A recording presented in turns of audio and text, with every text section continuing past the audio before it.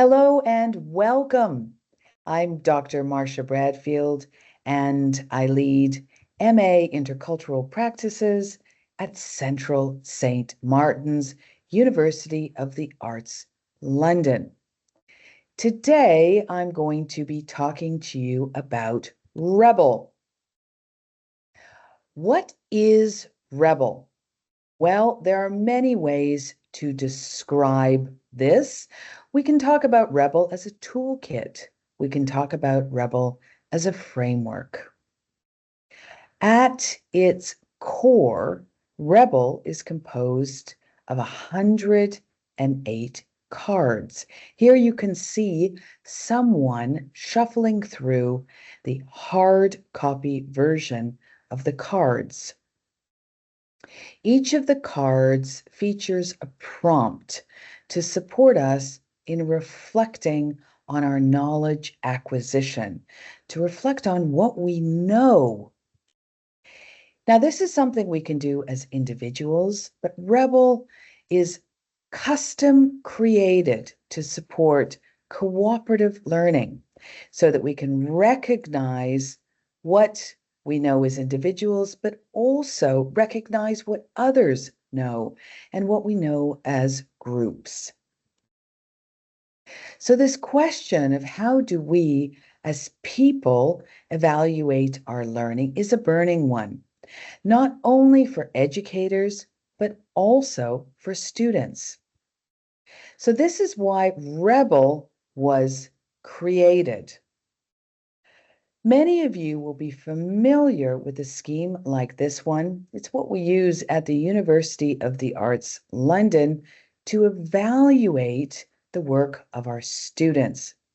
Level 7 is at the master's level. It's what we use on my course, MA Intercultural Practices. You will be familiar with schemes that start with A, where this is excellent, and it's because the student has demonstrated excellent evidence that they've been awarded this grade. B is for very good evidence. C, good evidence. D, satisfactory evidence. E, insufficient evidence. And F, little or no evidence. Now, this is fine, and it works very effectively in formal contexts like universities. But how do we get beyond student head?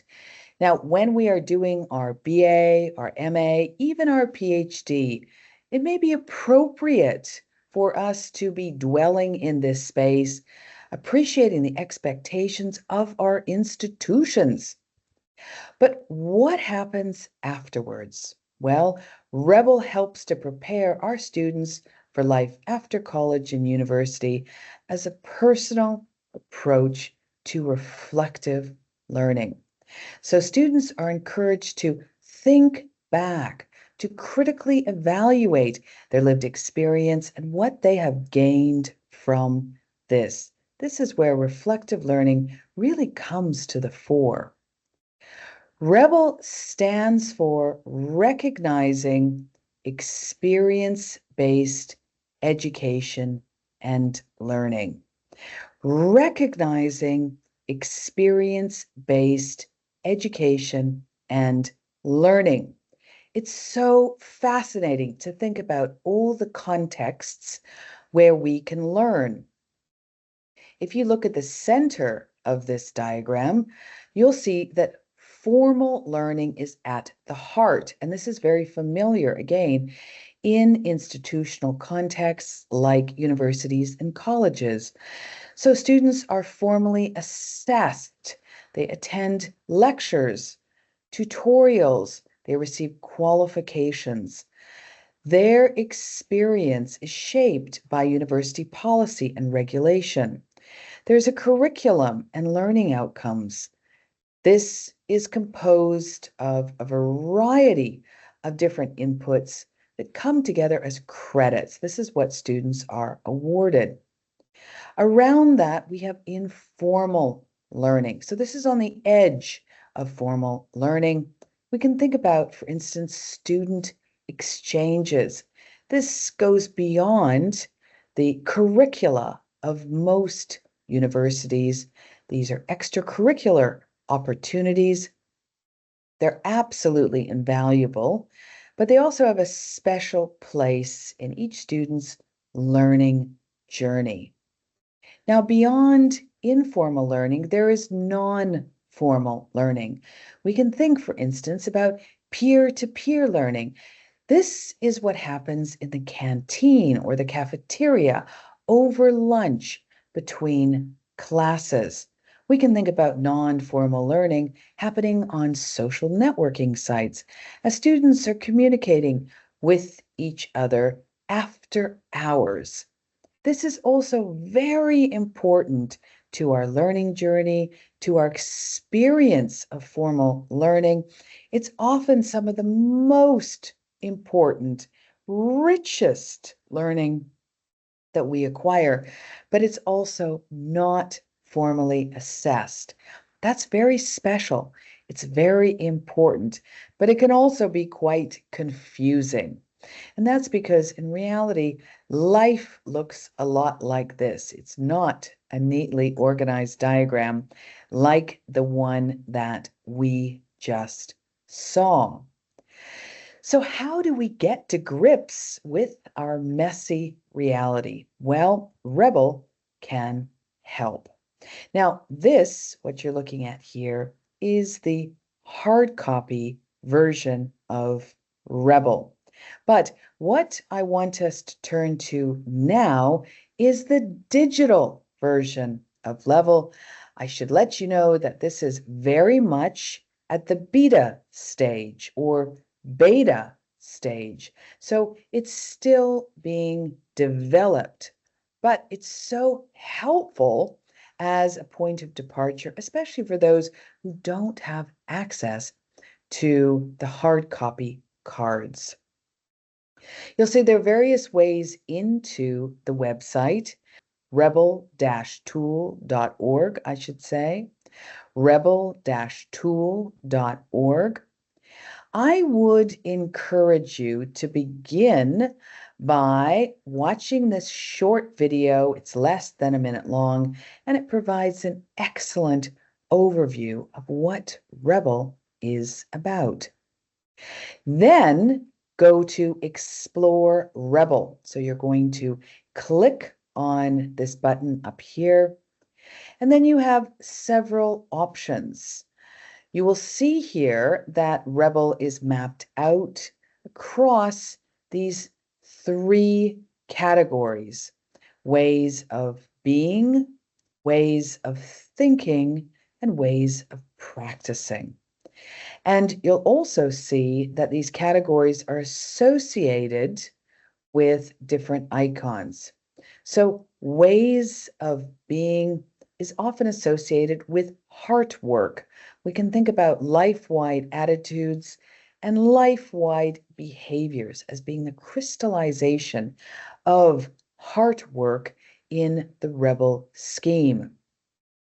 Ways of thinking is head work, and here it's represented by the light bulb.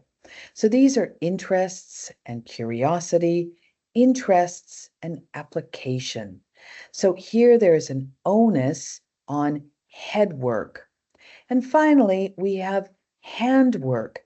These are ways of practicing. They're very practical, and they include production experience and design experience. So you can explore these various options. I want us now to click on the pre-selected packs. And that's because these give us a really good way of approaching Rebel that's not overwhelming, because it breaks the 108 cards into groupings that align with these various themes. Now, as I teach on MA Intercultural Practices, I want to draw your attention to the intercultural cooperation option that appears in the bottom right-hand corner of the PACS page. If you click on this here, you will see that it brings you to this page here. And these are transcultural and collaborative practices that align with UNESCO's intercultural competencies. These are integral to MA Intercultural Practices, my course, the one I lead at Central St. Martin's, part of the University of the Arts London. This is part of our curriculum. But these skills are also life-wide and lifelong. And what I mean by that is that they are life-wide because we use them in all different areas of our existence. We need to be listening carefully. We need to be thinking critically all the time, and so on and so forth. They're lifelong because they're things that we will acquire, develop, deepen over the course of our existence. Now, we know that we are required to evolve our knowledge as we move through life in response to circumstances.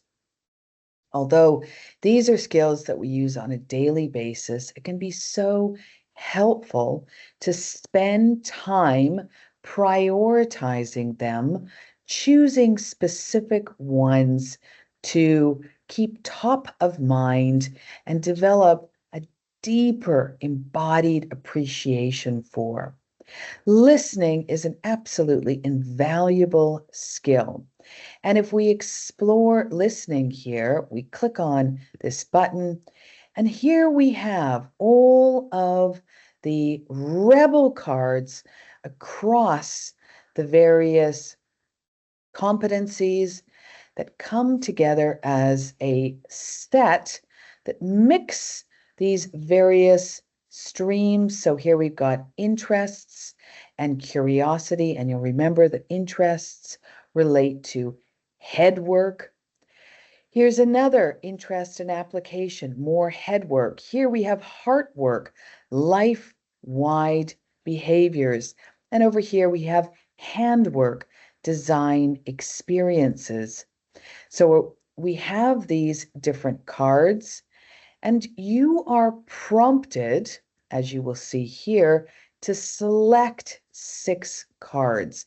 Now, we're always encouraging our students to go from 108, which is very unwieldy. No one can focus on all of those at the same time, to 6 cards. We might choose 6 cards because they identify particular skills that we appreciate we've recently gained through, for instance, a project that we've completed for our coursework. Alternatively, we might identify 6 cards because these are skills that we want to prioritize going forward in a particular project. The point is to spend some time thinking about what would be most useful to you at any given time. Would it be observation, in which case go ahead and click on that, inclusivity, diplomacy, negotiation. You may think negotiation, that can mean so many things in so many contexts. Well, if you click on the card, you'll see it flips over, and here the emphasis is on advocacy. So you might think negotiation is advocacy. That wasn't exactly what I had in mind. So maybe that's not the right card for me to be selecting right now. What about ethics? Let's flip that over. Ethics and criticality. That's interesting. How is ethics being defined here? Well, you'll see on the card it says compromise and adaptability in response to wider considerations and beliefs. Oh, you think, yeah, that's great. I could definitely prioritize that. So click on that card. What about inclusivity? openness. Yes, that resonates with me. Activity engaging with other cultural experiences and perspectives. Yes, that is perfect for an upcoming trip that I'll be engaged in. Yes, I want to prioritize that. So now I have 2, 4, 5 cards. I need one more. Well, what about observation? Observation looks good. Research practice. Yes, observation here means learning from the example of other and earlier precedents. Learning from the example of others and earlier precedents. That is great. Yes, I will choose that. So now that I have 6 cards, I'm prompted to select confirm. So I will do that. And it's loading.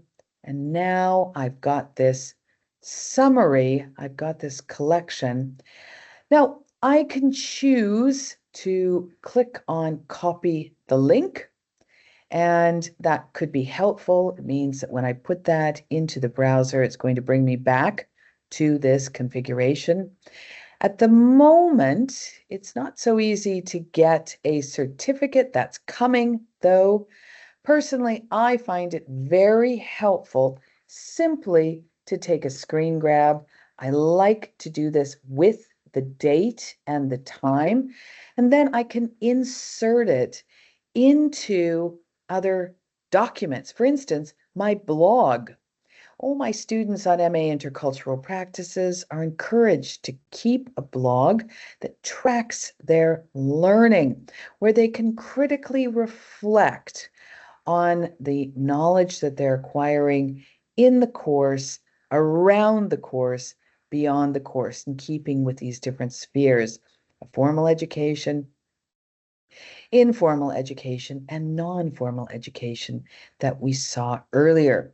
So that's one way that you can use this, extremely helpful. And what you will find is that if you go back and you look at the pre-selected pack for intercultural cooperation on another day, and you go back to listening again, and look at all these fantastic options: listening, critical thinking, observing, analysis, openness, curiosity, discovery, respect, identity, belief, self-awareness, values, nonverbal behaviors, dialogue, literacy, language. All of these are amazing. But if you go back to listening again, you'll be astonished that on a different day for a different project, it will make sense to select different cards. If you are working with other people, you'll find that this is true as well. There are so many possibilities. What I wanted to highlight here is that rebel-tool-org offers an alternative to the paper-based system that has limited availability. Now, this is currently in English, but of course you can use translation tools to help. And we're in the process of translating the paper cards into more languages. And there are so many ways that you can mobilize the cards. Moments ago, I talked about creating a snapshot of the cards using the screen grab that many of you will have access to when you're working online. I encourage my students and others using the paper-based system to create photos of their cards. And again, because these are excellent to remind us of what emerged from a particular shuffle on a particular day in response to a particular project or situation. Here's another way we can use these cards. This is a variation of the coaching exercise that many of you will be familiar with, the Wheel of Life. Here it's being turned into Life Pizza, and I must credit my dear collaborator, Carrie Jeffress, for these fantastic images, these slides, this picture here of Life Pizza. She has taken the familiar exercise of the wheel of life, often used in coaching, and made it that much yummier by calling it Life Pizza. And then you can think about associating different cards with different pieces of the pizza. So this gives you a sense of the enormous flexibility of the Rebel toolkit, as well as how it can be applied with other frameworks, approaches. It can help to supplement. Additionally, you will see here as we scroll through that you can use it to plan experiences, reflect on experiences, evaluate experiences. So this idea of using it to think about the past, the present, and the future just begins to familiarize you with what a remarkable resource Rebel is. So I hope this has encouraged you to go to rebel-tool.org to play with this beta version, and get to know how Rebel can enhance your experience-based learning. Thank you so much for being with me today. And to just remind you that if you would like to be in touch, you've got any questions about Rebel, or you'd like to learn more about my course, MA Intercultural Practices at Central St. Martin's, please email me at marsha.bradfield@arts.ac.uk.